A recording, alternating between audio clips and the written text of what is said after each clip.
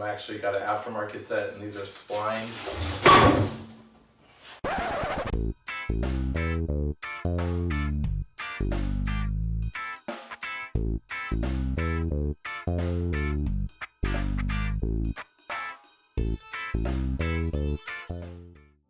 Welcome back to Teacher Wrenchworks and DIY. Today's video, we are back on the Suzuki Forenza here. Very close to starting it. Part 7, lucky number 7. We will get it running, I'm so sure of it. I've got the timing all set now. I have the passenger side motor mount right here. You can see the batteries in the car and charging right now. The valve cover, I got to torque that down and hurry up and do this intro because there's blue Loctite on it. And over there in the corner also I have the air intake to drop in. Basically, I could just pop in the air intake, leave the motor mount out, and try to crank it from there. So plug in your IET, the air intake on the tubing there, and just let it sit over there so it has some sort of reading. Otherwise, you'll get a code you could clear later, which isn't a big deal. But I'm going to go ahead and get it all together, including putting in the #1 spark plug as well. So let's get into it, guys. There's the TSB on these valve cover bolts for the gasket area. I just stick the gasket in, no problem, no sealing or anything like that. It has a pretty nice Felpo gasket, you'll see. One thing you do want to watch out for, these bolts are supposedly a little tall, so I added 2 washers, 1 to each side. Supposedly this will help with oil leaking and all of the like of it. This is just a plastic shell on the valve cover gasket, so I'm guessing maybe over time it flexes, or maybe the bolts weren't right from the get-go. But 2 of these M6 washers will get us going good. We will also be adding some blue Loctite to every single one of them. This is the last one for me, but they're all there. I'm gonna run them all down finger tight, and they go to 71 inch-pounds, and I'm basically gonna do it in a similar pattern to this where we're tightening from the inside to the outside.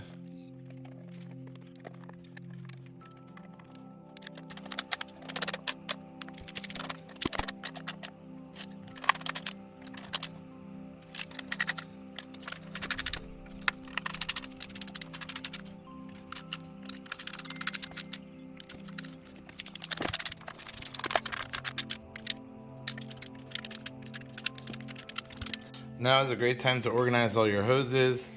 On the left side over here of the throttle body, we go to the valve cover. So I'm going to clamp this side on and leave this side off. That way you'll know where it goes. I have already connected this one over here to the water inlet earlier. We also have this funky shape guy right here, and this goes to the other side of the engine. We'll be putting this from our vacuum brake booster. So if you look from here on the throttle body straight down right into there, you'll see that nipple right there. That connects to our brake booster with this funky looking guy, just about like that. All right, and you can see we have that one installed. We've also thrown in our new radiator hoses on the top here, and also here on the bottom, all connected up and ready to go. I already connected the throttle body. You'll just have to twist it up like that and then run it in. And while we're here in the area, this is our valve to the evap. We want to have, this is on a bracket, and we want to have this go ahead and tightened up. One little right by my finger here, underneath the valve, there is a 12 millimeter. If you get a long or a 3-inch extension, that will help you get that. And just snug that up as tight as you can get it. If you haven't seen my YouTube short on cleaning injectors, you might remember in the beginning of this video series, we talked about cleaning the injectors. I've purchased a Autool injector cleaner. It does ultrasonic cleaning, which is what I'm going to do now. Put them in a deep bath, ultrasonic clean it with some really high-end Redline injector cleaner. This is some of the best stuff you can buy on the market. It has all the vitamins and all the good stuff that cleans out all the yuck without getting too scientific, and then it does an excellent job measuring everything on your efficiency of your injectors. You want everything as close as possible, and I'll show you all that now. So we got 31, 30, 32, 31. That's after multiple passes of cleaning and about an hour and a half in the ultrasonic cleaner that's on the back side over here.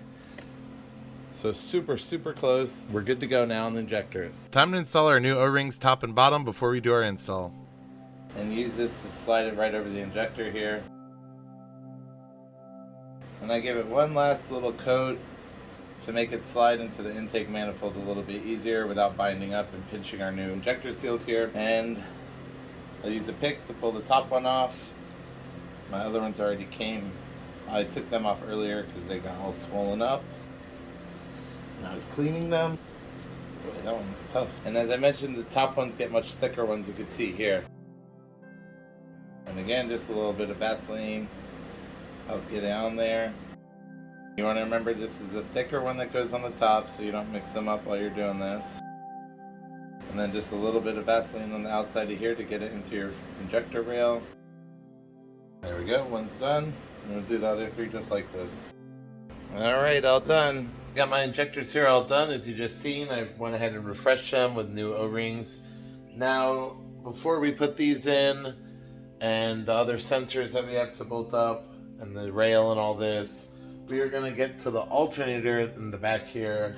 We have a bracket and 4 bolts, plus the one bolt that pivots on, which is a 14 millimeter. So we're going to do that now. This is a separate top bracket, which will go right from here to here. And we also have one in the back from the intake manifold we discussed earlier, this one right here. And the 4 bolts we're using here are 12 millimeters. First thing I'm going to hook up is the bracket from here to the back of the intake manifold with a 12 millimeter and 16 foot-pounds. We're going to keep this bracket loose until we get our big upper bracket fully threaded in by hand. Also in the back here where this bracket hangs, there's a little, you could zip tie this section, but there's a little wire loom that holds it in place here. You can see part of the brace there. I have mine in place, but you could zip tie it if your wire piece is broken. Before we torque down this last one, you want to try to make sure you pull it nice and tight to this corner here. You want to make sure this bolt right here lines up with your top bolt on the alternator, and that all is pretty close. I'm going to go ahead and run these bolts in now.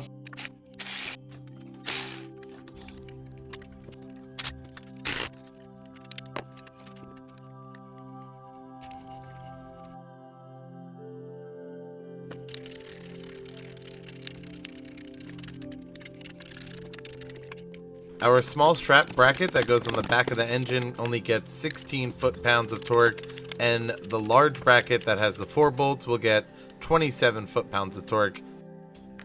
And we have our power steering bracket, which goes right in here, 110 millimeter. The very last thing, this bolt down here, this is a 14 millimeter, 27 foot-pounds.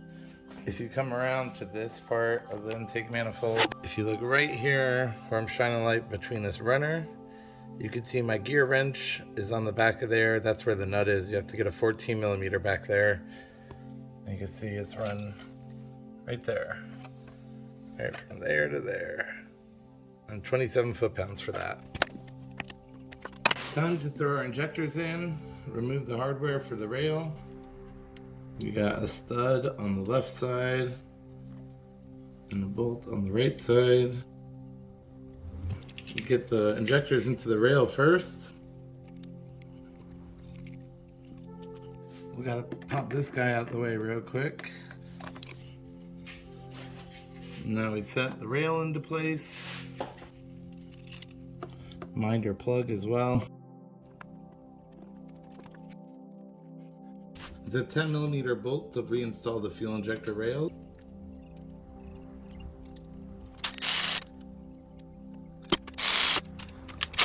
Before plugging them in, we need to go ahead and install our injector clips that hold them onto the fuel rail. This prevents any movement up and down.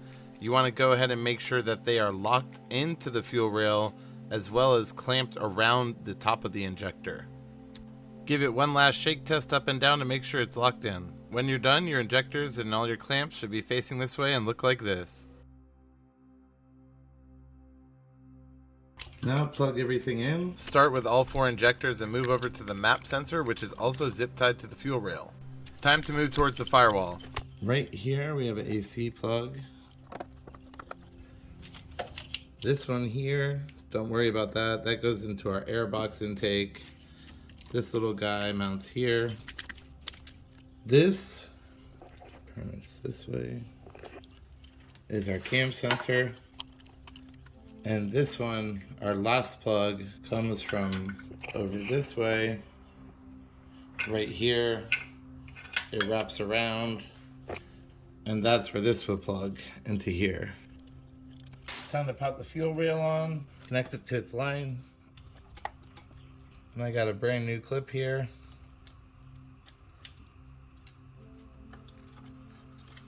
Perfect. Time to install the coil pack over here. This is only 3 bolts and it takes a 5mm Allen. We're gonna put those in right now.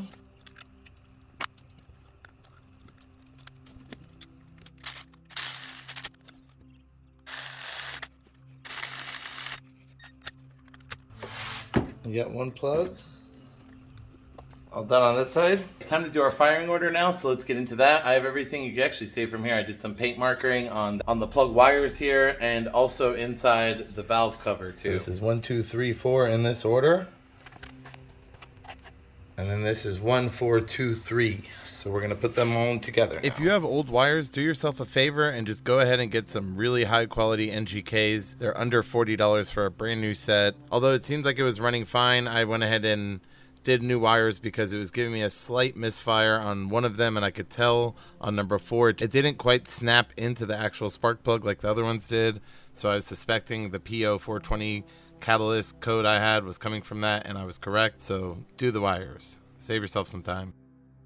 Got to put our first plug back in, and we're going to torque it to 15 foot-pounds like the other ones. I'm going to start with wire number 1. You actually see it has little dividers here on the end, and on all the way to travel over here to number 1, you want to keep it on this side. It will hold your wire in place. You want to make sure you lock it into place like that. Push this extra out a little bit. There we go. Nice and clean. Number 2 is next. You want to put it all the way on the bottom slot on this end, and there's actually another one right here too.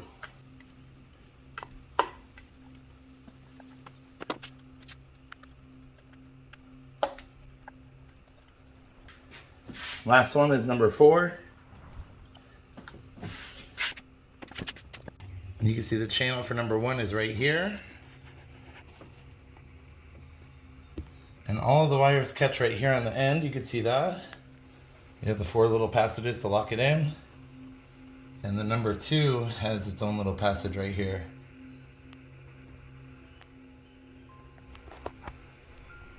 So that's how they should look, just like this. To finish up our valve cover, you don't want to forget this hose here. I already did this when I torqued this down earlier, as well as this guy.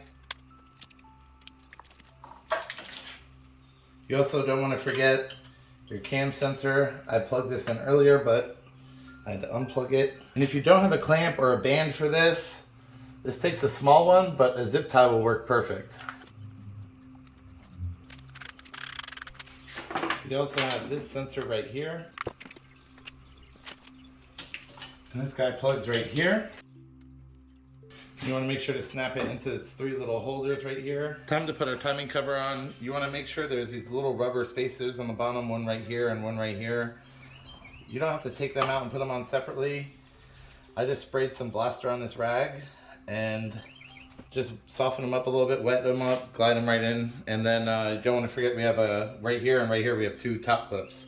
There's the 3rd one here, but I don't know where mine is, but you will need that eventually. For this part we have 1, 2 10mm bolts that go in here, and then this part has a spacer once we get those 2 installed that goes like that with its own little 10mm bolt here. And my 3rd clip is right where the other hardware is, of course, right where I left it. So let's put this on now. Everything gets blue Loctite on it as well.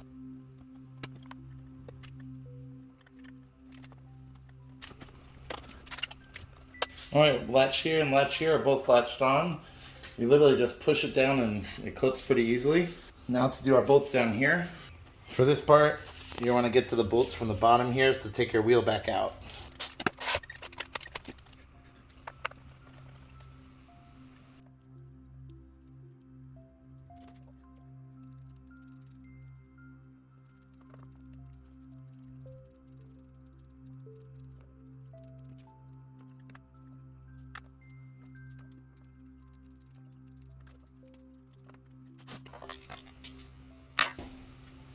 Now to install the last part. We did both the bolts on the bottom and both the clips here. Oops, this hook goes towards this side. All right. The next thing we're going to do is the crank pulley though. All right, so we're going to pop the crank on here. Get us a little more light. All right, you will need to rotate this around to line up the bolts nice and even. 6mm hex gets a little bit of blue Loctite because we're only going to 15 foot-pounds. We'll thread it all in by hand at first and then use a 17mm in the center here to torque it down on top of using the 6mm Allen. So you need two tools and maybe help, but if you're pretty handy, you could probably get it. If you did the timing yourself, I think you could get it.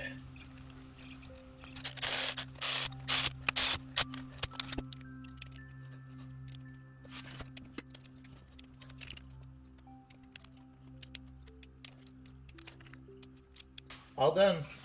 Lastly, we got to put in our little filler here with one 10mm bolt, and I'm going to put a little Loctite on this one as well. All right, that completes our timing belt. I almost forgot this evap valve right here has one hose going one way, but I didn't cover this one on the other side, and it comes looping out right around this motor mount piece. And this connects into the bottom of the throttle body towards the firewall. If you reach in right underneath here, it's hard to really get a shot of this, but there's a little valve.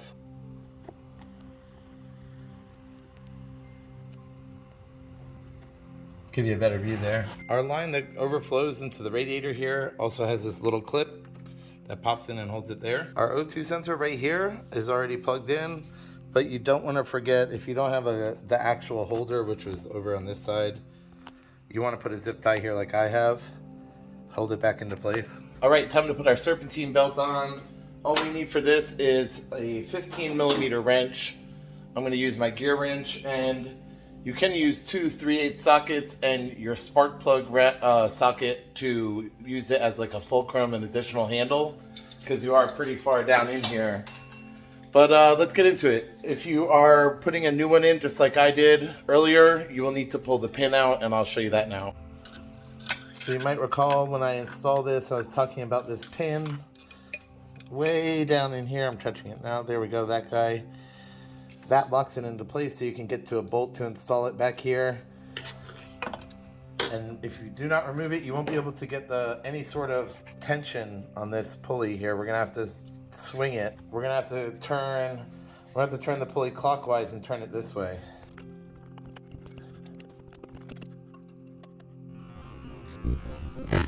And there you go, there's the pin. You will have to pull on it pretty good and give it a good couple of jerks back and forth, because there's a good amount of tension on it. As you can see, it just sprung way forward.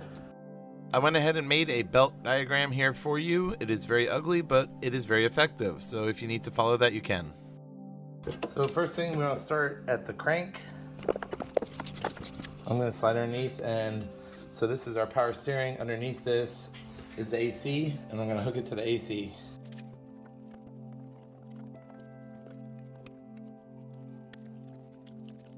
It can be a little tricky for the stiff belt to stay in place. It will fall off a few times. Just stay patient.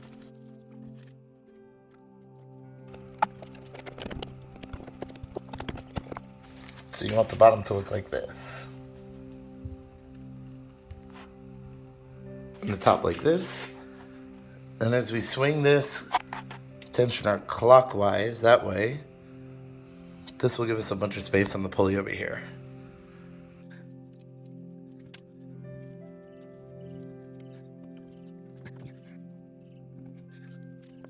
Having a second person to muscle it onto the alternator is very helpful, but if you can only get down just a little bit by yourself, just rotate the engine over a few times like I am here, and you'll get it to pop right on. There we go, all done.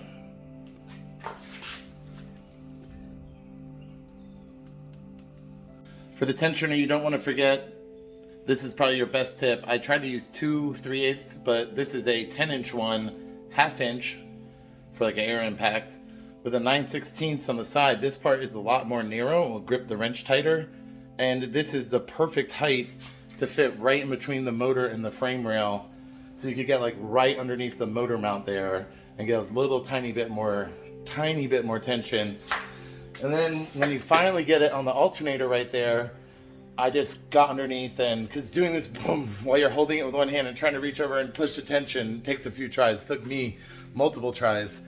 But once you finally get on there over halfway, you just slide underneath and just rotate the crank a couple times and it will pull it right on, just like you guys saw. All right, time to install the motor mount assembly down here. I have the other half and the hardware. So we'll put this guy in his house right here where it lives. We have a whole slew of hardware here.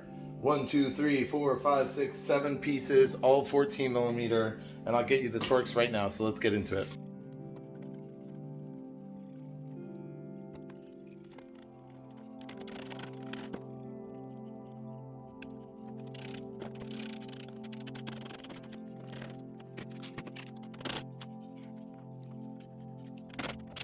These bottom bolts get 41 foot-pounds, and I'm going to use 2 short extensions and a long 14 here to help get over the threaded rod here and the valve cover.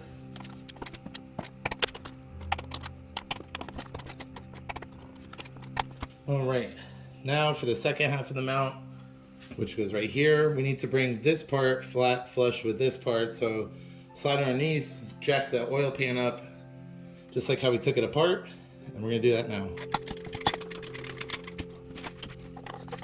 Now for some more blue Loctite. We got one center bolt here.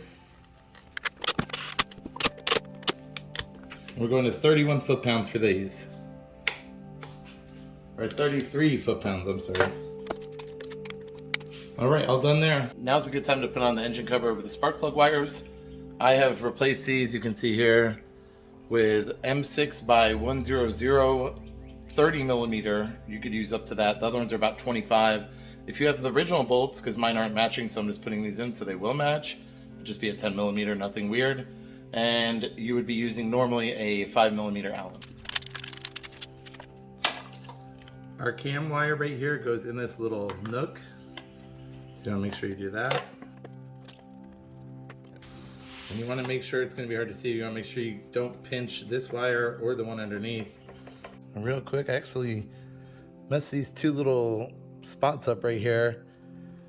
This is for the sensor that goes to the front, and this one is for our cam sensor. And this actually has another little shoulder here too.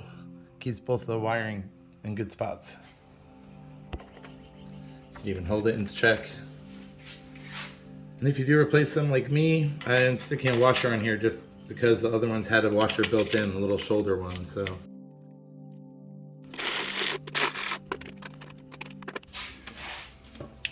Don't want to forget our plug here.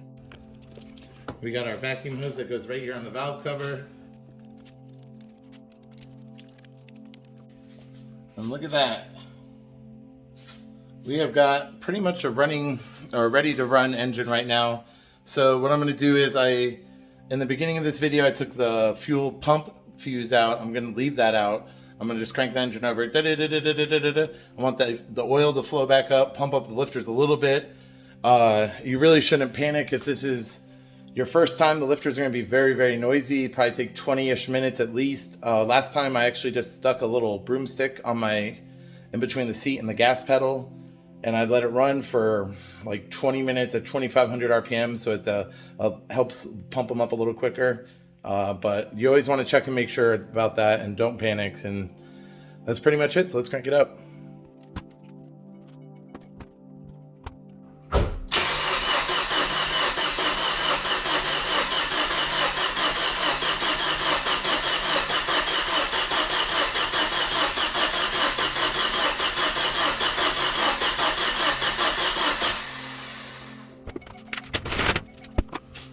Fuse back in.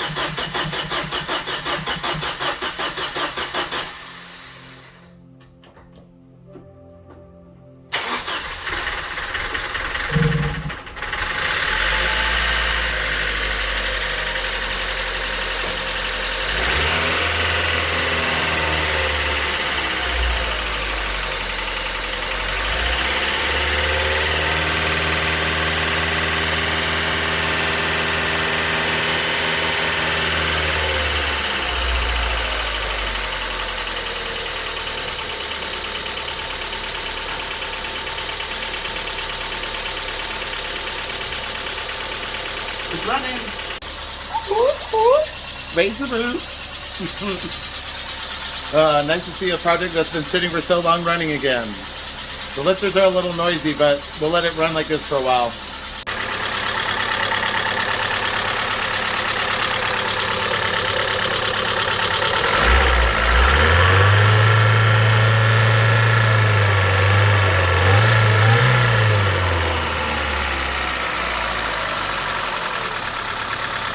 Quick note here that I did forget to not clean the map sensor. I was supposed to leave it the way it was. It was so cruddy, it probably needed to be replaced anyways on that note.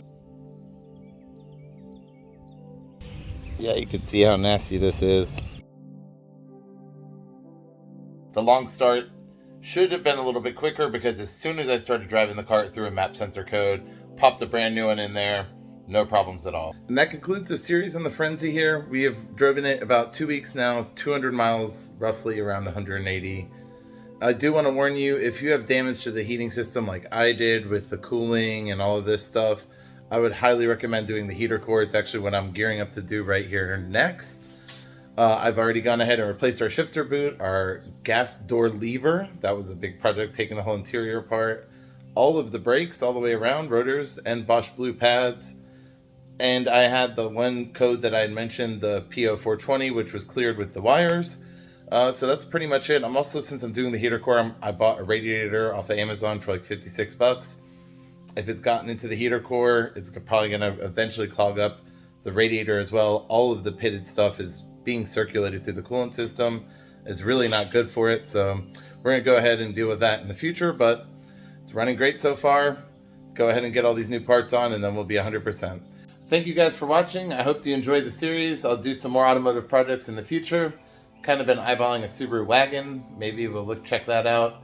But have a good day, guys. Please do not forget to like and subscribe. Bye. If you want to support the channel, please do. You can find us over at Patreon. You can also find us on YouTube memberships where we have 2 different types and you can support us there. I'd greatly appreciate it if you did. Thanks.